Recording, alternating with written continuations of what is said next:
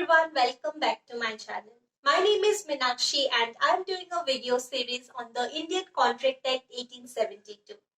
In today's video, we are going to discuss a landmark case relating to general offer. So this case is Lalman Shukla versus Gauri Dutt. It's a case of the year 1913. In this case, it was basically held that for general offer, knowledge of the offer is needed in order to fulfill the terms and conditions of the offer. So let's see what happened in this case. In this case, there are basically three persons involved. Gauri Dutt, who is the master or employer. Lalman Shukla, who is the servant or employee. And also nephew of Gauri Dutt. So in this case, the nephew of Gauri Dutt went missing. And Gauri Dutt sent his servant to go and look for the nephew.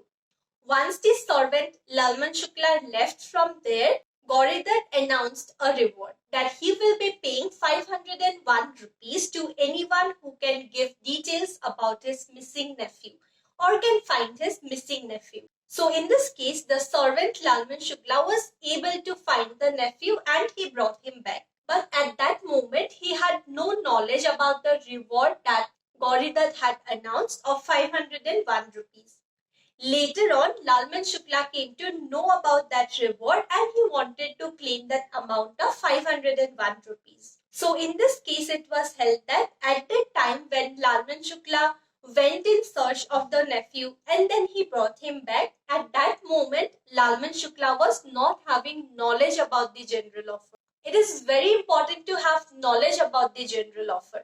Unless and until you do not have knowledge about this offer, how can you give your acceptance? And if you cannot give your acceptance, how can you fulfill the terms and conditions that were being mentioned? So in this case, even though Lalman Shukla brought the nephew back home, it was done by him out of his duty as a servant. But he did not do it because he was knowing about the general offer and then he wanted to fulfill the conditions under it. So in order to make the other person bound under any contractual obligations, we should be having knowledge about the general offer, and based on that knowledge, we should act or fulfill the terms and conditions that are being mentioned. So in this case, Lalman Shukla was not given that reward of 501 rupees even though he fulfilled the terms and conditions without having knowledge about the general offer.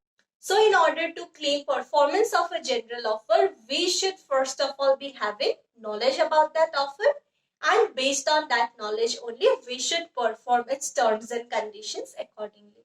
I hope this case is clear to you. You can check out more videos relating to Indian Contract Act by clicking on this playlist, and also more cases by clicking on this playlist.